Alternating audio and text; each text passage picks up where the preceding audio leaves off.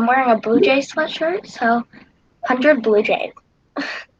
There you go. Yeah, I didn't really do anything, and I have on a black, like, it's like made of sweatshirt material, and it's like I keep lint rolling it, and it just still looks really fuzzy. So I decided I'm covered in like 100 pieces of fuzz, or cat fur or something. I'm covered in 100 pieces of dog yeah.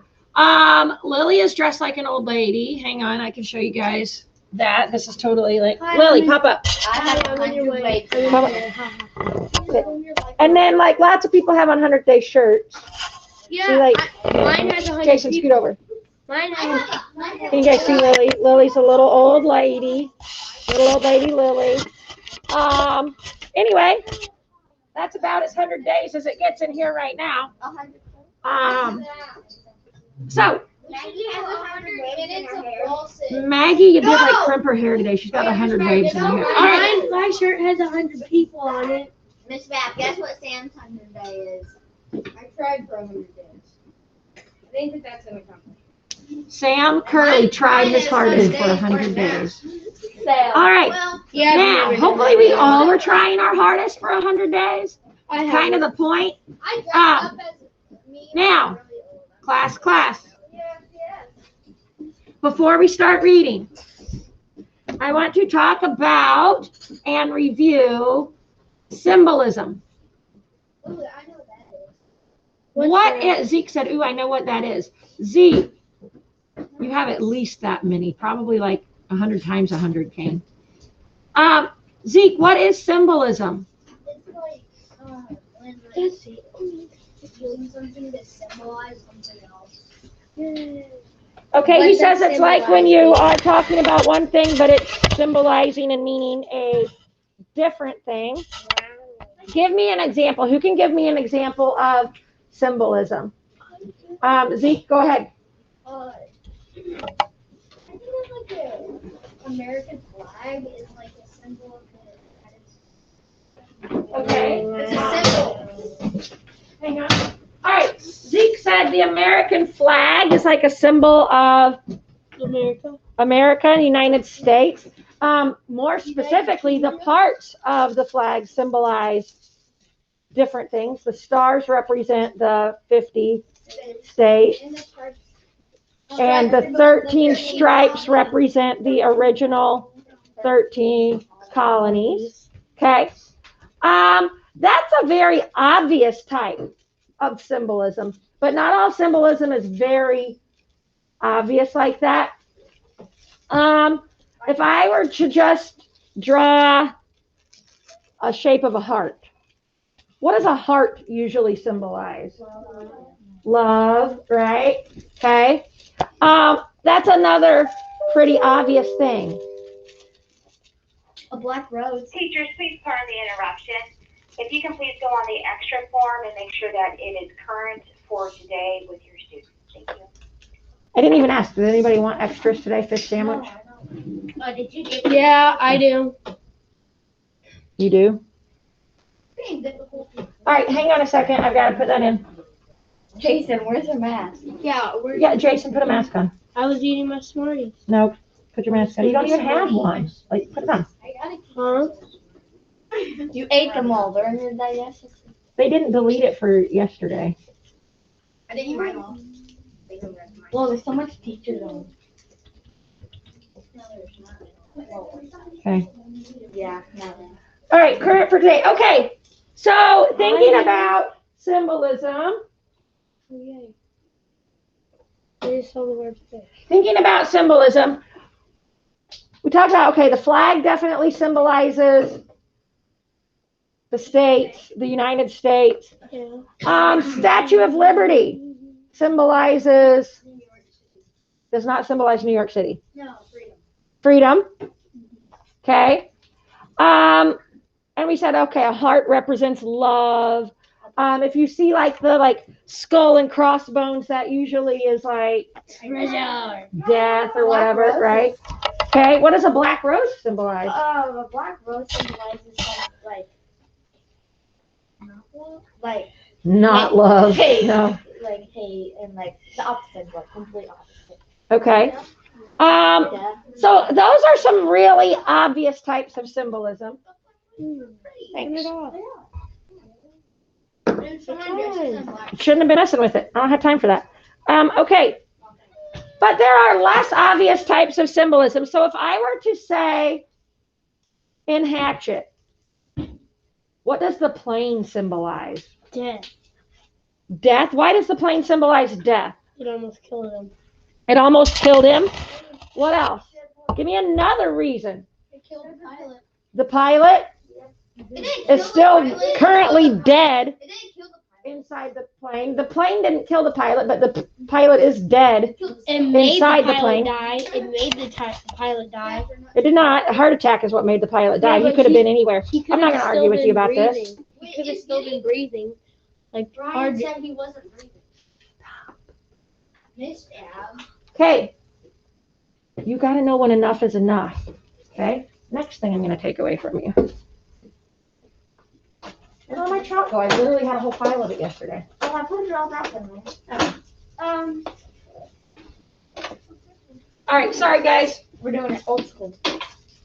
Yeah, we're going old school behavior apparently today. Okay, all right. So the plane, that's exactly what I was thinking, is that the plane represents and symbolizes death. It almost killed Brian. The dead pilot is inside of it. So when you think about the plane, it's kind of a representation of death. So I want you guys to think of something else in Hatchet that we've talked about, something else that is something that Brian has, and what might it represent more than just what it obviously is. The plane is a plane, it's for transportation, but it was more than that in the story. Zeke, give me something else. So now Brian has experienced and he recognizes some of the little critters that came in his shelter as dangerous. Well, not physically They're kill him. Well, they can't kill, but they're dangerous. So the porcupine and the skunk are dangerous. Okay, so maybe animals that he didn't consider dangerous before, the skunk, the porcupine, he didn't necessarily realize that they could cause as much harm as they did. So they symbolize danger, maybe. So I had another thing with the bear. It's kind of the opposite because he thinks of the bear as danger, but it left him alone, and he doesn't really worry about it that much unless it's attacking. Okay, so let's take that a little further. So Zeke said, originally you would think that the bear would symbolize danger because, well, it's a bear. But not only the bear, but when he saw the wolves up on the ridge, the bear, the mama and her cubs, and the wolves on the ridge, what could they symbolize? Think a little deep. Misrep, and then another. Maggie, what do you think they might symbolize? Maybe the mama and her cub could kind of symbolize family, kind of, because The protection of his mom. The baby bear is being protected by the mom. Okay, so DJ's throwing out there maybe he's kind of projecting his mom onto the bear. I was going a different direction. You're not wrong. In my mind, I was thinking something different. If I were thinking about the bear and the wolves in the same way, Josie, what are your thoughts? And then I'll come to you, Fiona.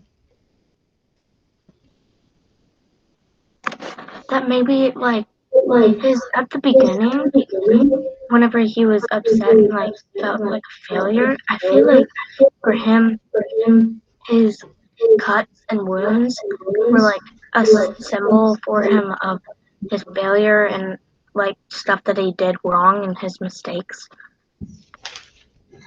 Ooh, Josie, deep. I like that. All right, so his cuts and his wounds represent all of his failures. Rewind back to the bear and the wolves. That was a good one, Josie. Fiona. The bear and the wolves, to me, they kind of represent, I don't know, peace, kind of, because of the fact they're not exactly attacking him. They're letting him stay on their turf, their land, until he, finds something better and, a better place and everything. Because I think eventually, he's going to wind up having to go somewhere. He can't just stay there forever. he's gonna wind up having to travel somewhere and try to like move on and try to find some places to go. Okay. So I think that the bears and the wolves are kind of representing like peace. Okay. The word that Fiona ultimately put with the bears and the wolves was peace. That's kind of along the same lines that I was thinking. She said kind of peace because they left him alone. We think of bears and wolves as wild and wanting to attack, but neither of them did that with him.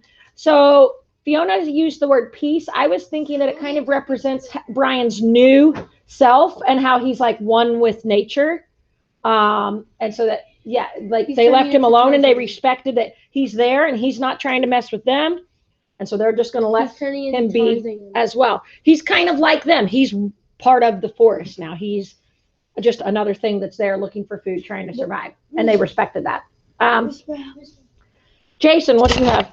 The thing I said yesterday about how he could cut through, it has been underwater for a while. Okay, so it might be rusty.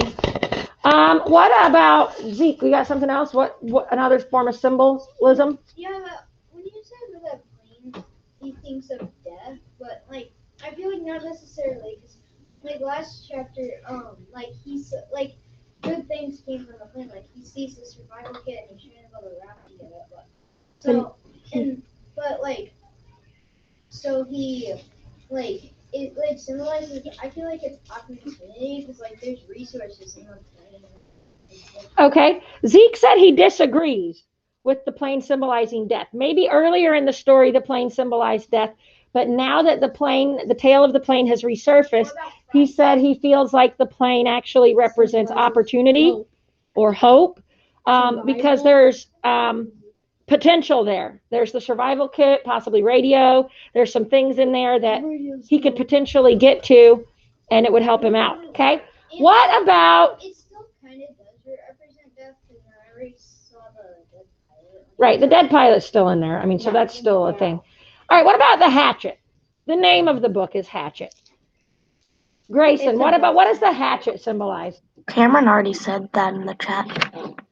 Adventure. Do what, Grayson? I say symbolize survival because that's his only survival trip. Okay, Grayson said the hatchet represents survival because that's the main thing that he's had with him. Helped him get fire, has helped him make the spears to get food, helped him create his shelter. Without the hatchet, would Brian have made it this far? Nope, he'd be dead right now. No.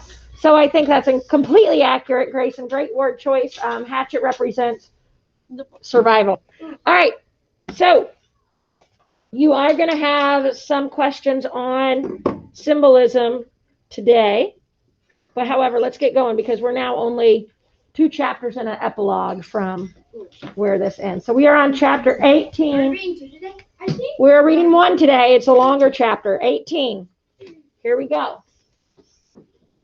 Brian worked around the tail of the plane 2 more times, pulling himself along on the stabilizer and the elevator, but there simply wasn't a way in. Stupid, he thought. I was stupid to think I could just come out here and get inside the plane. Nothing is that easy. Not out here, not in this place. Nothing is easy. He slammed his fist against the body of the plane, and to his complete surprise, the aluminum covering gave easily under the blow.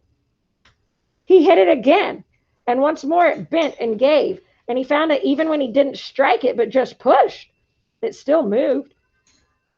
It was really, he thought, very thin aluminum skin over a kind of skeleton, and if it gave that easily, he might be able to force his way through. The hatchet. He might be able to cut or hack with the hatchet. What if he loses it, drops it? Zeke's already like, what if he drops it in the water? It's going to sink quickly. All right. He reached to his belt and pulled the hatchet out, picked a place where the aluminum gave to his push, and took an experimental swing at it. The hatchet cut through the aluminum as if it were soft cheese. He couldn't believe it. 3 more hacks, and he had a triangular hole the size of his hand, and he could see 4 cables that he guessed were some sort of control cables going back to the tail, and he hit the skin of the plane with a frenzied series of hacks to make a still larger opening, and he was bending a piece of aluminum away from 2 aluminum braces of some kind when he dropped the hatchet. I knew it. I didn't even read ahead, I promise. It went straight down past his legs. He felt it bump his foot and then go on down into the water, and for a second he couldn't understand that he had done it. For all this time, all the living and fighting, the hatchet had been everything. He'd always worn it. Without the hatchet, he had nothing. No fire, no tools, no weapons. He was nothing. The hatchet had been him. And he had dropped it. Ah! Jeez. Well, how would you feel if you dropped your only thing that was keeping you alive? Make a spear. I would. How can he make a spear? He can't make a spear. I would. He yelled it, choked on it, a snarl cry of rage at his own carelessness. The hole in the plane was still small to use for anything, and now he didn't have a tool.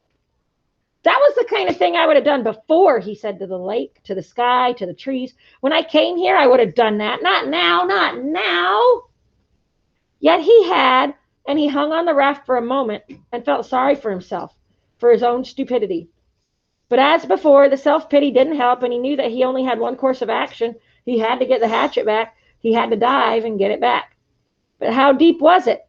In the deep end of the gym pool at school, he had no trouble getting to the bottom, and that was, he was pretty sure, about 11 feet. Here it was impossible to know the exact depth. The front end of the plane, anchored by the weight of the engine, was obviously on the bottom, but it came back up at an angle, so the water wasn't as deep as the plane was long. He pulled himself out of the water so his chest could expand, took 2 deep breaths, and swiveled and dove, pulling his arms and kicking off the raft bottom with his feet. His first thrust took him down a good 8 feet, but the visibility was only 5 feet beyond that, and he could not see bottom yet. He clawed down 6 or 7 more feet, the pressure pushing in his ears until he held his nose and popped them. And just as he ran out of breath and headed back up, he thought he saw the bottom, still 4 feet below his dive. He exploded out of the surface, bumping his head on the side of the elevator when he came up, and took air like a whale, pushing the stale air out until he wheezed, taking new in. He would have to get deeper yet, and still have time to search while he was down there. Stupid, he thought once more, cursing himself. Just dumb. He pulled air again and again, pushing his chest out until he could not possibly get any more capacity, and then took one more deep lungful, wheeled and dove again. This time he made an arrow out of his arms and used his legs to push off the bottom of the raft, all he had in his legs, to spring, snap, and propel him down. As soon as he felt himself slowing a bit, he started raking back with his arms at his side like paddles and thrusting his legs like a frog. This time he was so successful that he ran his face into the bottom mud. He shook his head to clear his eyes and looked around. The plane disappeared out and down in front of him. He thought he could see the windows, and that made him think again of the pilot sitting inside, and he forced his thoughts from it. But he could see no hatchet. Bad air triggers were starting to go off in his brain, and he knew he was limited to seconds now. But he held for a moment and tried moving out a bit, and just as he ran out of air, knew that he was going to have to blow soon, he saw the handle sticking out of the mud. He made one grab, missed, reached again, and felt his fingers close on the rubber. He clutched it and in one motion slammed his feet down in the mud and powered himself up. By now his lungs were ready to explode, and he had flashes of color in his brain, explosions of color, and he would have to take a pull of water, take it into his lungs, and just as he opened his mouth to take it in, to pull in all the water in the lake, his head blew out of the surface and into the light. Ta! It was as if a balloon had exploded. Old air blew out of his nose and mouth, and he pulled new in again and again. He reached for the side of the raft and hung there, just breathing, until he could think once more. The hatchet clutched and shining in his right hand. All right, the plane. Still the plane. Whew. That was a moment of suspense right there. Like I was stressed out for a second. Zeke says he's going to drop it again. I think that Brian's in a place where he learns from his mistakes pretty quickly. I think right he now. can make it in the plane and grab that if he just did that. He went back to the hole in the fuselage and began to chop and cut again, peeling the aluminum skin off in pieces. It was slow going because he was careful, very careful with the hatchet. But he hacked and pulled until he had opened a hole large enough to pull his head and shoulders in and look down into the water. It was very dark inside the fuselage, and he could see nothing. Certainly no sign of the survival pack. There were some small pieces and bits of paper floating on the surface inside the plane, dirt from the floor of the plane that had floated up, but nothing substantial. Well, he thought, did you expect it to be easy? So easy that way, just open her up and get the pack, right? He would have to open it more, much more so he could poke down inside and see what he could find. The survival pack had been a zippered nylon bag or perhaps canvas of some kind, and he thought it had been red, or was it gray? Well, that didn't matter. It must have been moved when the plane crashed, and it might be jammed down under something else. He started chopping again, cutting the aluminum away in small triangles, putting each one on the raft as he chopped. He could never throw anything away again. Hang on, I just lost my place. He thought. He could never throw it. Because they might be useful later. Hang on. Want me to zap you?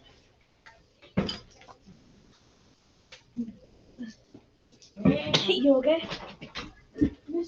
Corn the box. Morning, sunshine. All right. 97 cents. Okay. Bits of metal, fish arrowheads or lures, maybe. And when he finally finished again, he had cleaned away the whole side and top of the fuselage that stuck out of the water. He'd cut down into the water as far as he could reach and had a hole almost as big as he was, except that it was crossed and crisscrossed with aluminum, or it might be steel, he couldn't tell, braces and formers and cables.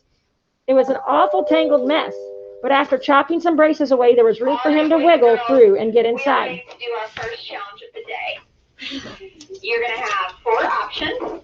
You have 100 seconds, actually 5 options. You have 100 seconds to get those to the office. Only one person or 2 people, depends how many you can help carry. You can get those to the office. Miss Pope, Nurse Mandy, and I will check to see who will announce the winners at the end of the day.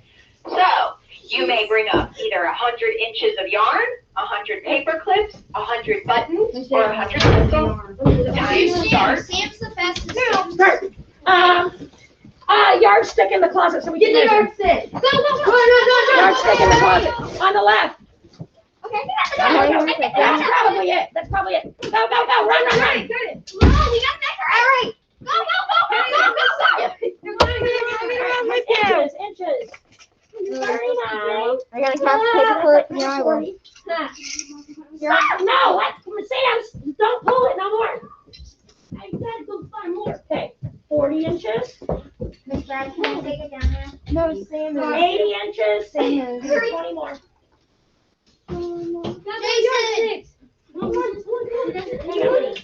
Jason. So we gotta work on all the time. Go, go, go,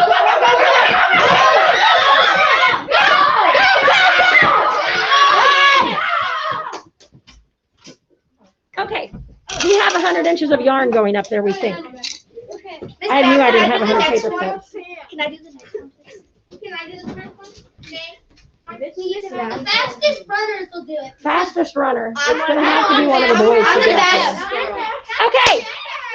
All right. We're waiting patiently. He should be up there by now because he's fast. Did you need the big?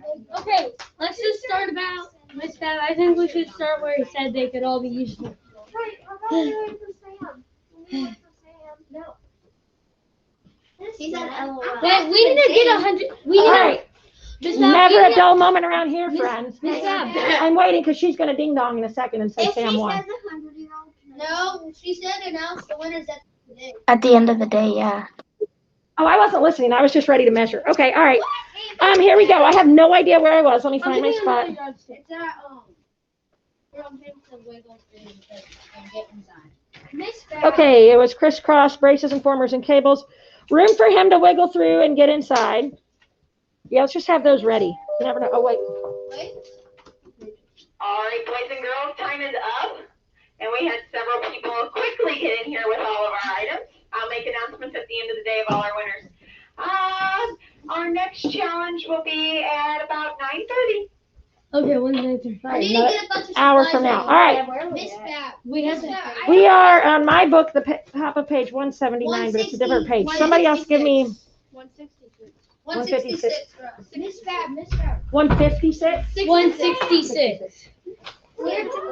I got first. Oh, You did? Miss All right. Fab. I got first. If you're the only one who always back you here. got first. All right. there too. About the survival pack. Of course. About the survival pack, Zeke. Yes. Didn't he say it could be jammed under the plane? Didn't he see the survival pack? It was up near the front of the plane originally, but he said it was kind of behind their seats. The air would have floated if it had air in it. It would have But it could be like pinched in the wreckage or something in the chairs or something. Okay, But if we don't know. He held back for a moment, uncomfortable with the thought of getting inside the plane. What if the tail settled back to the bottom and he got caught and couldn't get out? It was a horrible thought, but then he reconsidered. The thing had been up now for 2 days plus a bit, and he'd been hammering and climbing on it, and it hadn't gone back down. It seemed pretty solid. He eeled in through the cables and the formers, wiggling and pulling until he was inside the tail with his head clear of the surface of the water and his legs down on the angled floor. When he was ready, he took a deep breath and pushed down along the floor with his legs, feeling for some kind of fabric or cloth, anything with his bare feet. He touched nothing but the floor plates. Up, a new breath, and then he reached down to formers underwater and pulled himself beneath the water, his legs pushing down and down, almost to the backs of the front seats. And finally, on the left side of the plane, he thought he felt his foot hit cloth or canvas. Nope, it's the body. Oh, it could be clothes on the body of the pilot. It's air. Up for more air, deep breathing, then one more grab at the formers and pushing as hard as he could, he jammed his feet down and he hit it again. Definitely canvas or heavy nylon. And this time when he pushed his foot, he thought he felt something inside it, something hard. It had to be the bag. Driven forward by the crash, it was jammed into the backs of the seats and was caught on something. He tried to reach for it and pull, but didn't have the air left and went up for more. Miss Bab, Yeah, Zeke? how come they give me the dead pilot? Because remember when he was on his raft and floating out? Wasn't the pilot outside the plane that he saw? No, the pilot's still like buckled in. No, he like thought of that. He just thought of it, it said, when he was underwater, because he was right there next to it. No, because Okay. he saw it and said, Lungs, it said he reached down to just behind the chairs. So the pilot's still on the other side of the chair. He's not touching the pilot. okay. And the pilot wouldn't be heavy canvas and nylon. That's like Feeling a desk. that's like almost like what suitcases are made of, right? Like it's not like the kind of material you would wear His hair. on your clothes. No, honey, that's not what hair feels like. You're just being difficult for the sake of argument. Okay, lungs filled in great gulps. He shot down again, pulling on the formers until he was almost there. Then wheeling down head first, he grabbed at the cloth. It was the survival bag. He pulled and tore at it to loosen it. And just as it broke free and his heart leaped to feel it rise up, he looked up above the bag. In the light coming through the side window, the pale green light from the water, he saw the pilot's head. Only it wasn't the pilot's head any longer. Oh, that's kind The fish. He'd never really thought of it, but the fish he had been eating all this time had to eat too. They had been at the pilot all this time, almost 2 months, nibbling and chewing, and all that remained was the not quite clean skull. And when he looked up, it wobbled loosely. I told you, people. I told you. I'm like grossed out. You guys are like, awesome! And I'm like, And you said I made Miss Bab. And you ah, said Miss Bab. boys. You guys are boys. You said I was just arguing for the sake of it. I knew it was a head. I would actually pull his head off the I can't hear you. All right, guys, focus. Miss Bab, Focus. I told You you with next the to head. pull it No, out. focus. I told you. I knew it was a gross head. Oh, that's pretty good. Are you? All right, too much. Yep, too much. His mind screamed in horror, and he slammed back and was sick in the water. Sick so that he choked on it and tried to breathe water and could have ended there, ended with the pilot where it almost ended when they first arrived, except that his legs jerked. It was instinctive, fear more than anything else, fear of what he'd seen. But they jerked and pushed, and he was heading up when they jerked, and he shot to the surface, still inside the bird cage of formers and cables. His head slammed into a bracket as he cleared, and he reached up to grab it and was free, in the air, hanging up in the tail. He hung that way for several minutes, choking and heaving and gasping for air, fighting to clear the picture of the pilot from his mind. It went slowly, but he knew it would never completely leave. But he looked to the shore, and there were trees and birds. The sun was getting low and golden over his shelter, and when he stopped coughing, he could hear the gentle sounds of evening, the peace sounds, the bird sounds, and the breeze in the trees. The peace finally came to him, and he settled his breathing. He was still a long way from being finished, had a lot of work to do. The bag was floating next to him, but he had to get it out of the plane and onto the raft, then back to the shore. He wiggled out through the formers. It seemed harder than when he came in, and pulled the raft around. The bag fought him. It was almost as if it didn't want to leave the plane. He pulled and jerked, and still it wouldn't fit. And at last he had to change the shape of it, rearranging what was inside by pushing and pulling at the sides until he had to narrow it and make it longer. Even when it finally came, it was difficult, and he had to pull first at one side, then another, an inch at a time, squeezing it through. All of this took some time, and when he finally got the bag out and tied it on top of the raft, it was nearly dark. He was bone tired from working in the water all day, chilled deep, and he still had to push the raft to shore. You guys remember how long did it take him to... Wait, so did he? And now he's got the weight of this bag, and he's exhausted from being in the water. Probably gonna take him about 4 to 5 hours. It's going to take Wait, twice as so long Miss now, Pat, right? You got the survival kit? He does. Yay. Many times he thought he would not make it. With the added weight of the bag, which seemed to get heavier by the foot, coupled with the fact that he was getting weaker all the time, the raft seemed barely to move. He kicked and pulled and pushed, taking the shortest way straight back to shore, hanging to rest many times, then surging again and again. It seemed to take forever, and when at last his feet hit bottom and he could push against the mud and slide the raft into shore weeds to bump against the bank, he was so weak he couldn't stand, had to crawl. So tired he didn't even notice the mosquitoes that tore into him like gray, angry clouds. He had done it. That's all he could think now. He had done it. He turned and sat on the bank with his legs in the water and pulled the bag ashore and began the long drag. He couldn't lift it. Back down the shoreline to his shelter. 2 hours, almost 3, he dragged and stumbled in the dark, brushing the mosquitoes away, sometimes on his feet, more often on his knees, finally to drop across the bag and to sleep when he made it to the sand in front of the doorway. He had done it. Well, one more chapter if he ever wants. We don't know if he really did it though. Well, he did it. He's got the survival pack and he's back at his shelter. But does he have the Hey. stuff that was Miss Fab? Miss Fab. There's I've never read this, but like I have a hypothesis. If they wouldn't have Brian's winter if he made it out, because then like it wouldn't be like about him at home in the winter. It'd be like him Okay. in the There's also a All right. Zeke says he knows there's a book called Brian's Winter. So he is nervous that this pack isn't going to be near as helpful as he thinks it is, and that there's no way Brian's about to get rescued. Because why would there be a book called Brian's Winter? Because it sure would be boring if we talked about Brian's Winter back at home with his parents. This is just his other. Agreed. Brian's Winter is not at home with his parents. Miss Fab. I have This read is- Brian's Winter. This is just the other book Of like. No, he's very much still in the wilderness in Brian's Winter, so I'll tell you that much. So he probably goes back.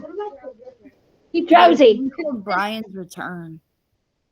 there is a Yeah, book called Brian's Winter. that's what I was gonna say. Like, I'm guessing And that no. if we do read the Brian's Winter, he's probably not gonna, like, at the very end of it, he's probably going to get rescued, and then that's where the next book leads because of Brian's return.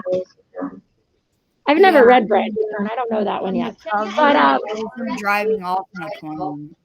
Probably goes Okay. back. 'Cause he All loves right. it so much. we're going to stop here for today. You have questions to do. And today, instead of doing them all together, I am going to have you do your questions and vocabulary and all of it on your own. So, Bye. that means that you guys have a good morning. We will see you in a little bit for math. Maggie.